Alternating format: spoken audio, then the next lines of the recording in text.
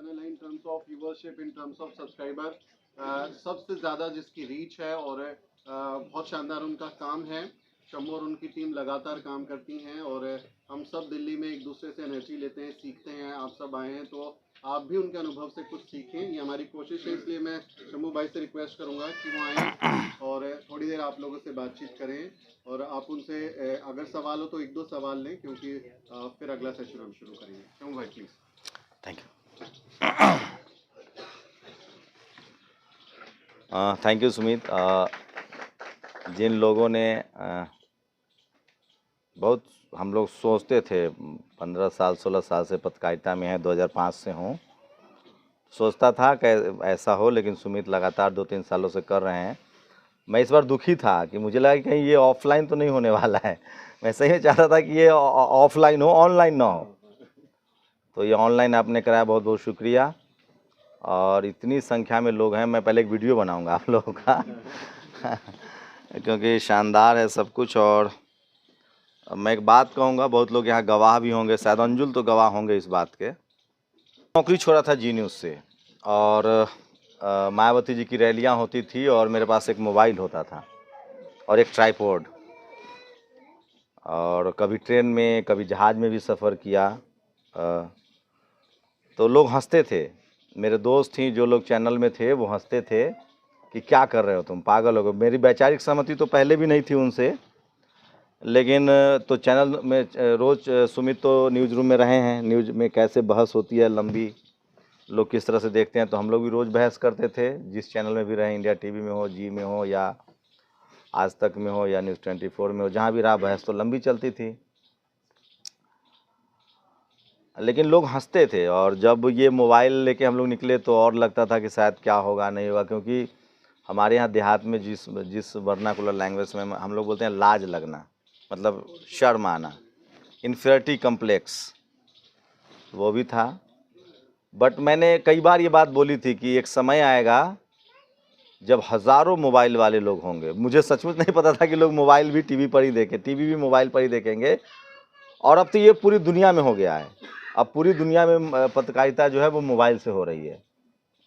तो और सबसे बड़ी बात है कि मोबाइल पर ही अब लोग टीवी देख रहे हैं, तो अब लाज वाली बात तो रही नहीं। ये भी नहीं कि मैं किसी चैनल का पत्रकार हूँ, ये वाला मसला तो सोल्व आउट हो गया है, एक बात। दूसरी बात कि अब तो खुला मार्केट है, किसके पास कितना, आपके कंटेंट में कितना दम है।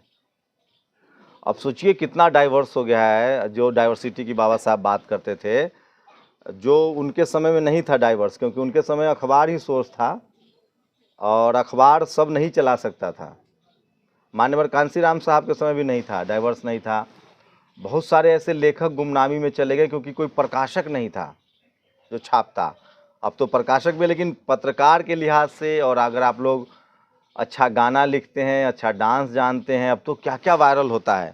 तो ये अच्छी चीज़ है, डाइवर्स है। और तो अब कोई मुंबई इंडस्ट्री में जाके अपनी पहचान बनाए, डायरेक्टर के धक्के खाए, ऐसा नहीं। आप एक सामने एक वीडियो बनाइए और उसको यूट्यूब पर डाल दीजिए और हो सकता है कि दुनिया को पसंद आ जाए।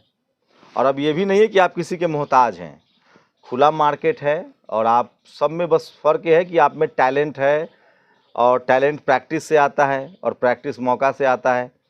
तो ये जो सुमित कर रहे हैं, ये मौका आप लोग को मौका दे रहे हैं, एक कॉन्फिडेंस लेवल बढ़े और आप लोग शानदार काम करें। और यकीन मानिए पत्रकारिता सबसे आसान चीज़ है, लेकिन सबसे ज़्यादा आपको सोचना पड़ता है। ये मतलब मुझे लगता है कि आप लोग इसको कैरियर को लेकर, दिलीप मंडल ने यहाँ आने से पहले एक पोस्ट लिखा है, मेरे तो न्यूज़ ऑफ सोर्स, मेरा इनपुट वही है, असाइनमेंट डेस्क मेरे पास नहीं है। तो Dilip Mandal is my assignment for the reservation system, for the supreme court analysis and even anthropologist also. तो मेरा तो पूरा, कहते हैं अपने, हाँ पूरा हमारे इनपुट वही है। दिलीप मंडल जिस दिन बंद हो गए तो हम बंद हो जाएंगे।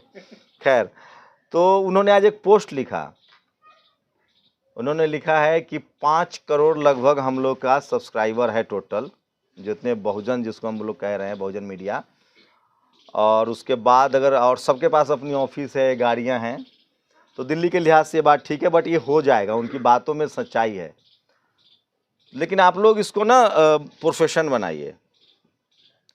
और दो फ़र्क है, एक जो लोग टीवी अखबार में काम कर रहे हैं, जो लोग जिनका पत्रकारिता पर भी कब्जा है, जिस जाति विशेष का, जिस धर्म विशेष का, तो वो सिर्फ 10% लोग को रिप्रेजेंट करते हैं। 90% जो व्यूअरशिप है वो हमारे पास है, क्योंकि उनके दुख तकलीफ को कोई बताएगा नहीं, उनकी सफलता को कोई बताएगा नहीं, उनकी कहानियों को कोई बताएगा नहीं। और सोचिए हम लोग जहाँ हैं, यहाँ मैं पिछले 6 साल से आता हूँ। रतनलाल सर का ये सरकारी आवास है, और वो पहले शुरू में वो भी कहते थे कि तुमको लगता है यूट्यूब से कुछ होगा। हमने कहा सर चीज़ें बदलनी चाहिए, क्योंकि वो टेलीविज़न पे जाते थे। रवीश उनका दोस्त है, मतलब बहुत खास वाला, मतलब फेसबुकिया दोस्त है, मतलब वो हर इनके पोस्ट पर वो कमेंट भी करता है। तो कहते थे कि तुम लोग कर पाओगे नहीं कर पाओगे, और फॉर्चुनेट की बहुत मदद की उन्होंने, शुरुआती मदद की एकदम बिगनिंग में, और हम लोग उसको कर पा रहे हैं। तो रोजी रोटी के हिसाब से तो ये शानदार काम है। आप लोग कीजिए, मैं तो देख रहा हूँ लोग ब्लॉग्स बना रहे हैं, पैसे कमा रहे हैं, और हम लोग के पास तो सबको, आप यकीन मानिए, हम सब ने सिर्फ लिखना और बोलना शुरू कर दिया तो हमारी ज़िंदगी ही इतने उतार चढ़ाव से गुजरती है। हमारी अपनी ही ज़िंदगी में इतने सारी कहानियाँ हैं, इतने सारे उतार चढ़ाव है, इतने सारे, मतलब ब्लॉकबस्टर जिसको कहते हैं ना, जो रियलिस्टिक अप्रोच की जो फिल्में बनती हैं, जो आप लोग लिटरेचर पढ़ते होंगे तो देखते होंगे, जो रियलिस्टिक अप्रोच का, तो भारत में जो गरीब है, जो SC ST OBC माइनॉरिटी की जो ज़िंदगी है लोगों की, वो अपने आप में एक कहानी है, और बहुत ही दर्दनाक कहानी है हम सबके जीवन में। बस उसको कहने की कला आनी चाहिए, और ये कोई बहुत बड़ा रॉकेट साइंस नहीं है। थोड़ी सी ट्रेनिंग, इस तरह की भी ट्रेनिंग मिल जाए। आप लोग, राजेंद्र प्रसाद सिंह सुमित एक बात कहते हैं कि कोई आपको हंसेगा कि आपकी भाषा ठीक नहीं है, आपका लिंग ठीक नहीं, लिंग मतलब स्लिंग पुलिंग, जेंडर, आपकी हिंदी अच्छी नहीं है, आप अशोक नहीं बोलते हैं, अशोक बोलते हैं, आप घोड़ा नहीं बोलते हैं, घोड़ा बोलते हैं। ये बड़ा एक हम लोग को इतना इन्फिनिटी कम्प्लेक्स जो कराया गया न्यूज़ रूम में, जैसे लगता था कि हम किसी गलत जगह आ गए, या हमने कोई अपराध कर दिया है, मेरे माँ बाप ने पैदा करके अपराध कर दिया है। हमें ऐसा महसूस कराएगा न्यूज़ रूम में, आप VO नहीं कर सकते हैं, आप रिपोर्टर नहीं हो सकते हैं, आप एंकर नहीं बन सकते हैं। और अब बताइए, आज के डेट में नेशनल दस्तक को 300 मिलियन व्यूज है महीने का, मैक्सिमम 300 मिलियन गया तो मैं अपनी तो मार्केटिंग करूंगा ना, 80-85 मिलियन तो रहता ही रहता है, मतलब एकदम, लेकिन 300 मिलियन। तो ये जो दरअसल वो जो आपको इस तरह की बात कहते हैं ना, मैं ये कह रहा हूँ, ये नॉर्मल जो मेरे साथ हुई है वही सब आपके 2-3 जो जगह, जैसे आपको लगा कि मैं अच्छी हिंदी नहीं बोल पा रहा हूँ या अच्छी अंग्रेजी नहीं बोल पा रहा हूँ। भाषा का मतलब है कि वो बात समझ में आ जानी चाहिए। पाली और प्राकृत में कोई लिंग नहीं है, जेंडर नहीं है। मैं कर्नाटक में पैदा होऊंगा तो मैं कर्नाटक डिक्शन, मैंने प्रोनाउंसिएशन रहेगा मेरा। मैं इंग्लैंड में पैदा होता तो इंग्लैंड वाला प्रोनाउंसिएशन होता मेरा। तमिलनाडु में हूँ या कहीं जहाँ हम बिहारी हैं तो की खाइबे, तो एक लोकल टच आता है। तो ये जो कहता है ना आपको कि तुम्हें भाषा नहीं आती है, आपकी मात्रा ठीक नहीं है, ये सब कहने सुनने की बात है, इस पर इग्नोर मारिए। मेन है कि आपके शब्दों में कितनी शक्ति है, क्या वो सामने वाले को खींच रहा है कि नहीं, क्या आप अपनी बात रख पा रहे हैं कि नहीं। इसलिए भाषा लिंग्विस्टिक है, अगर आप लिंग्विस्टिक होना अच्छी बात है, भाषा पढ़िए, तमाम भाषाएं सीखिए, शुद्धता अशुद्धता भी जरूरी है, लेकिन उसके चलते काम मत रोकिए। हम लोग का करियर इसलिए एक्सपायर कर दिया गया, बट अच्छा वो एक्सपायर हो गया। अगर नहीं आते तो इधर नहीं आ पाते, ठीक ही है। वो परेशान नहीं करते तो इतनी समझ भी नहीं बढ़ती। तो एक तो भाषा को लेकर बिल्कुल मत होइए। दूसरी बात है कैरियर को लेकर, आप सब जानते हैं, ये इसमें कोई भाषण नहीं है, सरकारी नौकरियों की हालत क्या है पता ही है। और सरकारी नौकरियों जो लोग कर रहे हैं उनसे पूछिए कि वो कितना संघर्ष कर रहे हैं। या तो सरकारी नौकरी में आप सरेंडर कर जाइए, तो रोज़ आपके आत्मसम्मान को कुचला जाएगा, या फिर प्रोफेसर साहब रतनलाल सर के तरह आप लड़िए भिड़िए तो तमाम तकलीफ़ें उठाइए।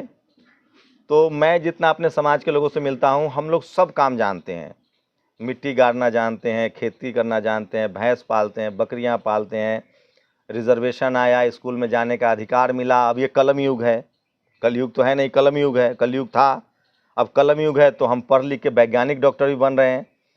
बस हमें मुंह चलाना नहीं आता है, ये जो जीभ चलाना, जो मुंह चलाना है ना, फक्कर नहीं है हम लोग। और बुद्ध ने कहा है कि आपके शब्द में शक्ति होती है, आप जैसे सोचेंगे बोलेंगे वही होता है। तो हम लोग को बोलना शुरू करना है, और बोलने से ही आप राष्ट्रपति बन सकते हैं, प्रधानमंत्री बन सकते हैं, पत्रकार बन सकते हैं। इवन अपने जिस प्रोफेशन में हैं आप डॉक्टर हैं, इंजीनियर हैं, आज के डेट में डिजिटल, आप खाना डिजिटली मंगवा रहे हैं ऑनलाइन। अब हर कोई, तो ये फ्यूचर के लिहाज से भी, बिजनेस के लिहाज से भी, कैरियर के लिहाज से भी शानदार काम है। घूमना फिरना भी है, ट्रैवल भी है, और अगर उसमें सोशल रिस्पॉन्सिबिलिटी हो, एक सामाजिक होने का, जिस समाज से हम लोग आए हैं और जिस देश में हैं, जिस संविधान की वजह से हमें अधिकार मिला है, जिन लोगों ने, हम बाबा साहब पर कोई, हम लोग बाबा साहब रटते हैं, ये क्यों रटते हैं? क्योंकि वो थे तो हम हैं, अगर वो नहीं होते तो हम पैदा हो गए होते, लेकिन कहीं गटर में होते हैं। तो एजुकेशन का जो हमें अधिकार मिला, तो इसलिए अगर सोशल रिस्पॉन्सिबिलिटी हमारे अंदर थोड़ी बहुत अगर आ जाती है, जैसे अभी सुमित ने उनको कहा कि हमारे अधिकारी रिटायरमेंट के बाद ही क्रांतिकारी होते हैं, ये बहुत हद तक नहीं, 100% सही है, लेकिन उनकी इतनी मजबूरियां होती हैं। हम लोग फर्स्ट जनरेशन है, सेकंड जनरेशन है, हमारे पास ज़मीन नहीं है, बिजनेस नहीं है, हमारे पास सोशल एसेट्स नहीं है, मतलब चाचा फूफा ताऊ नाना काका इस तरह के रिश्तेदार नहीं हैं, तो दिक्कतें तो हैं। लेकिन इससे बेहतर कभी और मौका, बाबा साहब के समय में इतना भी मौका नहीं था, अभी 5 साल पहले तक इतना मौका नहीं था। हम लोग को IMC में बताया गया कि आप बगावत कैसे करोगे, टीवी अखबार तो अपना खोल नहीं सकते हो। तो इसमें कितने लोग हैं जो ब्लॉग बनाते हैं या जो न्यूज कंटेंट क्रिएट करते हैं, न्यूज कंटेंट, और ब्लॉग कितने लोग बनाते हैं, और यूट्यूब पर कितने लोग डांस देखते हैं या रील्स देखते हैं? मैं भी देखता हूँ, सपना चौधरी का डांस। तो मुझे लगता है कि उसमें अपनी भागीदारी, हम सिर्फ दर्शक नहीं बने रहेंगे। हम क्रिकेट मैच में भी दर्शक हैं, हम फिल्मों के भी दर्शक थे, अभी 2-3 लोग आए हैं, मंजुले आए हैं, तो हमें सिर्फ दर्शक नहीं रहना है, हमें न्यूज कंटेंट क्रिएट करना है। और यकीन मानिए, ऐसा हम लोग कभी सोच नहीं सकते थे। अब तो आप खाना खा रहे हैं, उसका वीडियो डाल दीजिए, किसी को पसंद आ जाए। तो मैं सिर्फ ये कहूँगा कि इसको आप लोग करियर के तौर पे एंजॉय कीजिए, और यकीन मानिए, अगर 2-3-4 साल आप मेहनत करते हैं, जो न्यूज कंटेंट वाले नहीं है वो, तो जो मेहनत करते हैं, जो फूड ब्लॉगर हैं या ब्लॉगर हैं, मैं तो खुद फूड चैनल मैं सोच रहा हूँ खोलने का, बनाऊंगा भी जहाँ जहाँ जाता हूँ। तो एक तो करियर वाला तो तुम भूल जाइए, माता पिताजी बाद में अभी कहेंगे, पढ़ाई नहीं रोकने के लिए कह रहा हूँ, लेकिन आप अब तो जज साहब वीडियो बनवा रहे हैं भाई, जजेज वीडियो बना रहे हैं, तो एक तो इसको करियर के तौर पे लीजिए। अगर सोशल रिस्पॉन्सिबिलिटी है, कल मुझे एक आदमी मिलने आए, नाम कोट नहीं करूँगा, गैंगटॉक से, और ही नोज एवरीथिंग, मेरे सारे वीडियोज उनको पता थे। तो उन्होंने कहा कि मैं इसलिए आपको पसंद करता हूँ कि बीच बीच में जो आप हमारे सोशल जो बात रखते हैं उसमें, चाहे वो बुद्धा एंड धम्मा हो, चाहे हमारा इतिहास हो, तो थोड़ा सोशल रिस्पॉन्सिबिलिटी भी पूरा कीजिए। ब्लॉग्स भी बनाते हैं तो उसमें सोशल कंटेंट डालिए, फूले पेरियार अम्बेडकर डालिए, ताकि उससे लोग हमारे अवेयर हों, क्योंकि हम लोग उनके कर्जदार हैं, हम उन्हीं की वजह से हैं।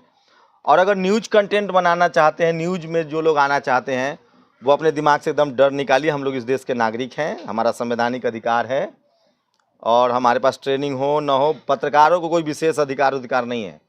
और यकीन मानिए, जितने लोग को आपने टीवी पर अभी बोलते हुए देख रहे हैं, उसमें कुछ लोग हमारे सीनियर हैं, सुधीर चौधरी, रवीश, उनको मैंने बनते हुए नहीं सुधीर को तो मैंने बनते हुए देखा है अपने आंखों के सामने। He was only anchor in India TV, and just उनको जब वहाँ से हटाया गया तो लाइव ही कम लाइव इंडिया, तो हम लोग स्टार न्यूज़ में थे, तो उन्होंने हम लोग को हायर किया। और बाकी जो जितने जो अभी जो एंकर हैं, रूबिका हो या अंजना हो, इनको तो मैंने अपने सामने बनते हुए देखा है। तो चेहरा, रंग, जाति मैटर नहीं करता है, बस थोड़ा सा न्यूज कंटेंट में है कि ये मतलब आपको 24/7 उसमें डूबना पड़ेगा। ये 24 घंटा वाला काम है भैया। खबर पढ़ना पड़ेगा, खबर में जीना पड़ेगा, खबर में सोचना पड़ेगा, और वो आप जब करेंगे तो आपको मज़ा आने लगेगा। और हमें लगता है कि एक सोशली हम लोग पढ़े लिखे हैं, तो इसलिए हमारे समाज की तरफ से भी ये जिम्मेदारी है। हमें पहले नहीं पता था कि इन खबरों का क्या असर होता है, लेकिन अब पता है कि इसी खबर से देश चलता है, इसी खबर से लोग सत्ता पर कब्जा बनाए बैठे हैं, और इसी खबर से आपके हक अधिकार जो हैं वो मिल रहा है। तो प्लीज़ सुमित, थैंक यू, आपने इतना बढ़िया इनिशिएट किया, हम लोग सोचते रह गए, नहीं कर पाए। आपने इतने लोगों को जो, और इसमें से आधे लोग भी अगर न्यूज़ जनरेटर बन गए, न्यूज़ कंटेंट क्रिएटर बन गए, और सब लोग कैमरा पर आइए, सामने से बोलिए, रोज फेसबुक पर, यूट्यूब पर अपना टाइम तय कीजिए। और मैं न्यूज़ सोर्स बता रहा हूँ, आप नेशनल दस्तक नहीं देखना चाहे कि व्यूज बढ़ जाएगा, द वीक नहीं देखना चाहे तो कोई बात नहीं है, दिलीप मंडल को फॉलो कीजिए ट्विटर पर, सुमित को फॉलो कीजिए ट्विटर पर, उससे कुछ मिलना नहीं है, वहां से न्यूज उठाइए और उसको थोड़ा सा बड़ा कीजिए।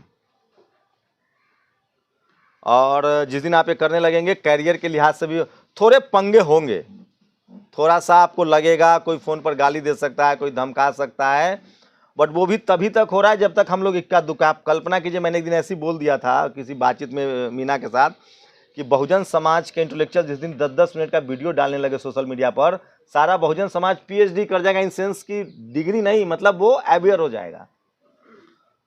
तो मैं तो यही कह रहा हूँ कि मैं तो खैर बाई चॉइस पत्रकार बनना चाहता था, इसलिए मैंने डिप्लोमा भी किया। अगर आप लोग भी होप यहाँ आए हैं तो पत्रकार ही बनना चाहते हैं, तो करियर के लिहाज से भी बहुत बुरा नहीं है ये। और आजकल तो कलेक्टर भी वीडियो बना रहा है, हमने कई वीडियो कलेक्टर को देखे, वो दिन भर कैमरा अपने साथ रखता है। तो सारा रेवेन्यू सिस्टम भी, वो तो मार्केटिंग सुमित ज़्यादा बेहतर बताएंगे, सारा रेवेन्यू सिस्टम अब डिजिटल मीडिया पे शिफ्ट हो गया है। तो आप सब लोग अपना अपना यूट्यूब चैनल शुरू कीजिए। उसके लिए ज़रूरी है कि किसी दूसरे के दुकान में 6 महीना साल भर काम भी कीजिए।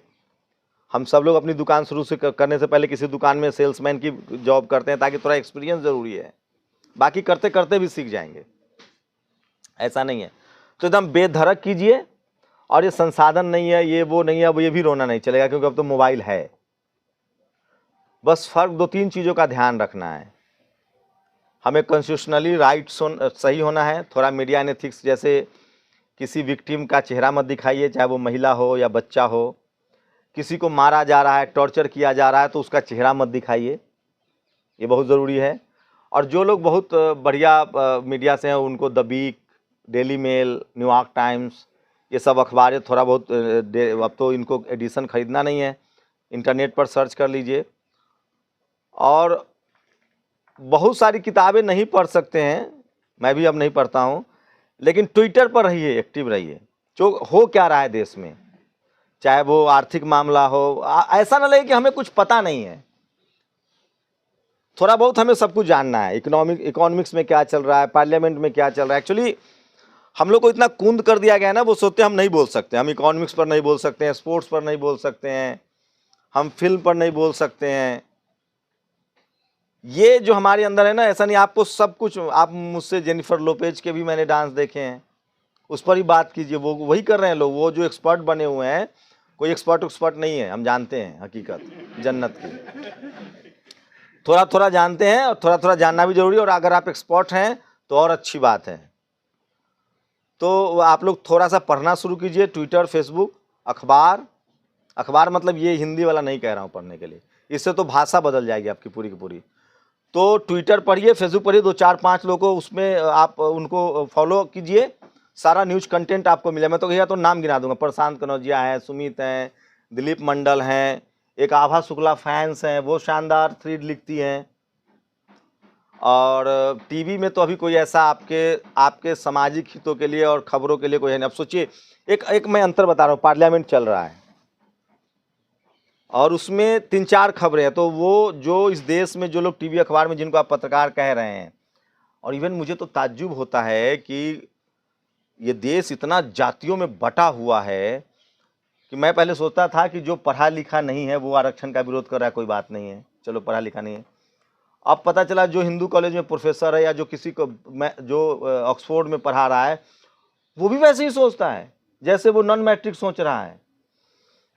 तो टीवी अखबार में हम लोग के लिए जगह नहीं। तो मैं लास्ट में ये कहूँगा कि हमारा पेट चले न चले, अगर हम समझ रहे हैं सामाजिक हालातों को, अगर हम समझ रहे हैं इस देश की पॉलिटिक्स को, अगर हम बाबा साहेब के विचारों को, फूले के विचारों को, बुद्ध के विचारों को, कांसीराम साहब को, लालू प्रसाद को, मायावती जी को, कर्पूरी ठाकुर को, हम समझ रहे हैं पीटी उषा को, हम समझ रहे हैं घायवान को, मंजुले को, या हम समझ रहे हैं भीम